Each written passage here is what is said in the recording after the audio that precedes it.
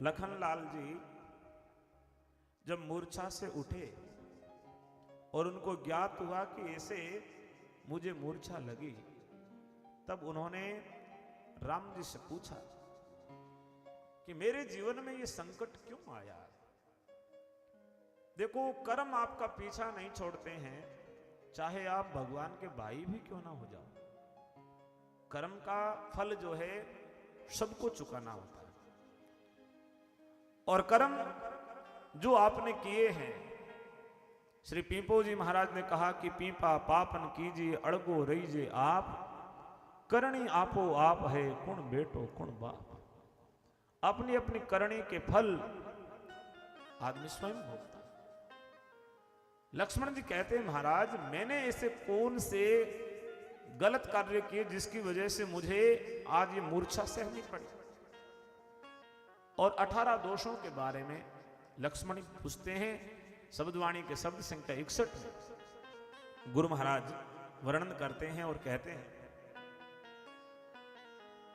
कहते कारण क्रिया चूक्यो, कहते सूरज सामो थूक्यो, कहते ऊभे का सामाजा, कहते सान तिणों का खेचा, कहते ब्राह्मण निमत बहोड्या, कहते आवा कोरंब चोर्या, कहते बाड़ी का बन फल तोड्या, कहते जोगी का खप्पर फोड्या, कहते ब्राह्मण का तागा तोड्या, कहते बेर विरोधन लोड्या, कहते सुआ गाय का बछ भी छोड्या, कहते चरती पिबती गौन वीडारी, कहते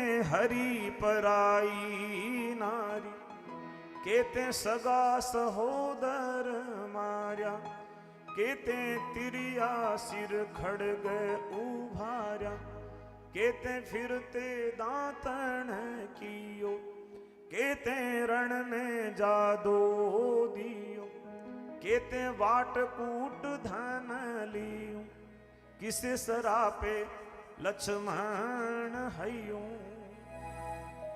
लक्ष्मण जी को राम जी कहते हैं कि बता लक्ष्मण, तेरे कौन सा शाप लगा जिससे कि ये सब कुछ हुआ।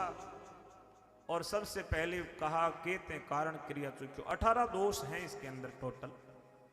और 18 दोषों में से राम जी कहते हैं कोई न कोई तेरे से एक हुआ होगा, तभी तो तू मूर्छित हुआ। कहते हैं कारण क्रिया चूक्यो, क्या तू कारण और क्रिया से चूक हो गया। मैंने कल भी बात की थी कि आदमी की अपनी अपनी मर्यादा है, अपनी अपनी ड्यूटी है, अपने अपने कर्तव्य है। क्रिया से कोई चूक जाए, आचार हीनम न पुनंति वेदा। जो व्यक्ति आचरण से गिर जाता है, आचरण से पतित हो जाता है, उसको वेद भी पावन नहीं कर सकते। आचरण की श्रेष्ठता बहुत आवश्यक है। कहते कारण क्रिया चूक्यो, क्या तू कारण और क्रिया से चूक गया। कौन सा कारण रहा? अपनी क्रिया, अपना कर्तव्य, अपनी ड्यूटी, अपना फर्ज, इसको निभाना भी ये धर्म है। माना कि आप एक अध्यापक है और आपकी ड्यूटी है कि जब तक आप स्कूल में रहें, बच्चों को निष्ठा से पढ़ाएं, और आपने जो है उसमें 2-3 घंटे बीच में पढ़ाई न करवा करके अपने कर्तव्य को छोड़ दिया, तो ये भी एक प्रकार का करने का कर्तव्य का दोष है।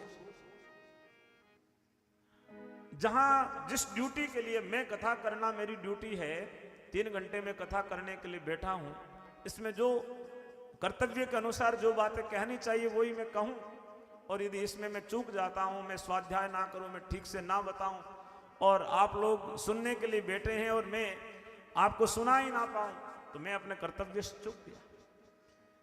संसार में जितने लोग हैं सबके अलग अलग कर्तव्य हैं।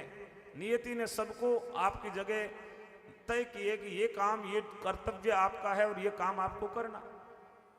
हम अक्सर क्या करते हैं कि ये सोचते रहते हैं कि उस जगह मैं होता तो पता नहीं क्या कर देता। अरे तू जहां है यहां ही कुछ कर्तव्य करके दिखा। हजार विकल्प है आपके पास में, लेकिन जो चीज हमारे पास में है उसके महत्व को हम समझते नहीं। अपने कर्तव्य का निष्ठा से निर्वाह करना। आप कर्मचारी हो सकते हैं, अधिकारी हो सकते हैं, किसान हो सकते हैं, ग्रस्त हो सकते हैं, विरक्त हो सकते हैं। जहां पे आपकी ड्यूटी भगवान ने लगाई, नियति ने आपके लिए जो रास्ता तय किया है, उस पे आप निष्ठा से निर्वाह करो। कहते हैं कारण क्रिया चूकी, क्या तू अपने कर्तव्य से कहीं चूक तो नहीं गया? और फिर अगला पद भगवान कहते हैं सूरज सामो थूक्यो, क्या तूने सूर्य के सामने थूका है? कई चीजें सांकेतिक होती है, सिंबॉलिक होती है, और संकेत से उस बात को समझना होता है। जैसे कई बार व्यवहार में लोग कह देते हैं कि मेरा तो घर सड़क के ऊपर ही। घर सड़क के ऊपर नहीं होता, सड़क के किनारे होता है। लेकिन शब्द की जो शक्ति होती है, अभिधा लक्षणा व्यंजना, उसके अनुसार हमें अर्थ लगाना होता है कि इसके अंदर कहा क्या गया है। सूर्य देवता है क्योंकि वो हमें प्रकाश देता है। तो जो हमारे से बिना कुछ लिए हमें प्रकाश दे रहा है, उसके प्रति आदर का भाव होना चाहिए, उसके प्रति कृतज्ञ रहना चाहिए, कृतज्ञता का भाव तो होना चाहिए। लेकिन हम सूर्य के सामने थूक रहे हैं, उसका निरादर कर रहे हैं। सम्मान करना तो दूर की बात, कम से कम निरादर तो ना करें। यदि हम सूर्य का निरादर अपमान कर रहे हैं, तो फिर जो प्रकाश देने वाले लोग हैं, जीवन में उजाला करने वाले लोग हैं, उसके प्रति हमारा आदर कैसे रहेगा? शब्द है एक कृतज्ञ, एक है कृतज्ञ। कृतज्ञ वो होता है कि जैसे किसी ने आपको एक गिलास पानी पिलाया, तो आपके पानी पीने के बाद मन में ये भाव हो कि इसने आज प्यास के समय पानी पिलाया है, कभी इसको एक लोटा दूध पिलाऊं तब जाकर के मुझे शांति मिलेगी। ये कृतज्ञता है। लेकिन किसी ने आपको एक लोटा पानी का पिलाया और आपके मन में भाव आया कि इसकी नजर चूक जाए तो लोटा कंबल में छुपा के ले जाऊं, तो आप कृतज्ञ हो। किसी ने आपका भला किया और आप उसके अपकार का सोच रहे हो, तो फिर तो आप कृतज्ञ कैसे हो सकते हैं? तो जिनसे हमें कुछ न कुछ मिलता है, उनके प्रति आदर रखो, उनको नमस्कार करो, उनको प्रणाम करो।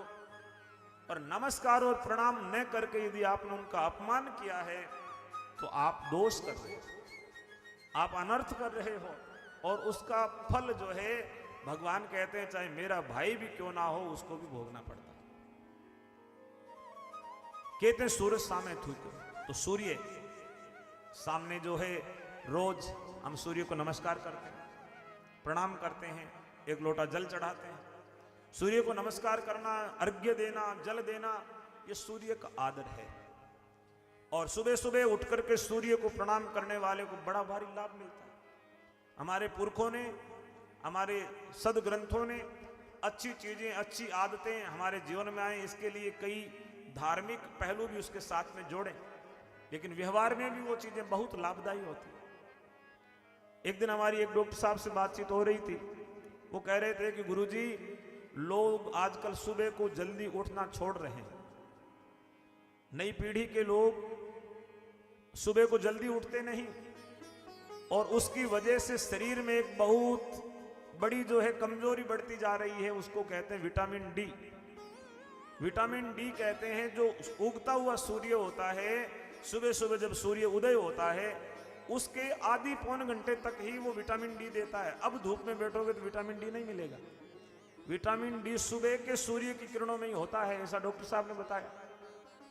और जो लोग सुबह को 10 बजे, 11 बजे, 9 बजे उठते हैं, वो लोग विटामिन डी से वंचित रह जाते हैं। और युवा पीढ़ी के बच्चों में विटामिन डी की डेफिशिएंसी आ रही है। विटामिन डी की डेफिशिएंसी से हड्डियां कमजोर हो जाती है, और हड्डियां कमजोर है तो बदन दर्द, काम नहीं करने की अवसाद, आलस्य बना हुआ रहता है कि काम कुछ नहीं करें, बस पड़े रहें। ये उस विटामिन डी की वजह से होता है। और हमारे बुजुर्ग लोग कहते हैं भाई सुबह को जो जल्दी उठ करके सूर्य को नमस्कार करके सुबह सुबह ही काम लग जाए तो दिन भर फुर्ती रहती है। तो सुबह की जो बेला है, उस समय हम धर्म की बातों को जब छोड़ देंगे, तब डॉक्टर, गणित, विज्ञान, ये लोग जो है अपने गुणा भाग करने के बाद बताएंगे, और बाद में आप इसे स्वीकार करोगे, मानना प्रारंभ करोगे इससे ठीक है कि धर्म के बताए मार्ग के ऊपर चलते रहो। सूर्य भगवान भुवन भास्कर को प्रणाम करो, एक लोटा जल चढ़ाओ, और सूर्य को जब जल चढ़ाते हैं, अर्घ्य देते हैं, प्रणाम करते हैं, तो जल के भीतर से होकर के जो तरंगे आती है उनसे आपके बॉडी भी जो है सूर्य की किरणों में से एनर्जी को ऑब्जर्व करती है। सूर्य ऊर्जा का स्रोत है। तो सुबह को जल्दी उठो, उठ करके सूर्य को प्रणाम करो। लेकिन भगवान राम जी कहते हैं, क्या तूने सूर्य के सामने थूका? कहते सूरज सामो थूक्यो, क्या तूने सूर्य का अनादर किया, निरादर किया? जो भी देवता है, किसी भी देव का अनादर नहीं करना चाहिए। कई लोग अपने धर्म को श्रेष्ठ मानते हैं, बिल्कुल मानना चाहिए। अपने धर्म को श्रेष्ठ मानो, अपनी परंपरा के ऊपर गर्व करो, लेकिन केवल आपकी परंपरा ही ठीक है, दूसरे सारे गलत है, ऐसा कभी मत मानो। आपकी जगह आप सही हो सकते हो, लेकिन आपके सही होने से दूसरे सब गलत नहीं हो जाते। वो भी अपनी जगह ठीक है, अपनी जगह श्रेष्ठ है। दूसरों के धर्मों का, दूसरों की परंपराओं का आदर करो, अपने धर्म की परंपराओं का निर्वाहन करो। कहते हैं सूरज सामो थूक्यो। तीसरी बात कही, कहते हैं छान तृणों का खींचा। क्या तूने किसी की छान के तिनके खींचे? छान के तिनके खींचना मतलब किसी के बने बनाए घर को तोड़ देना।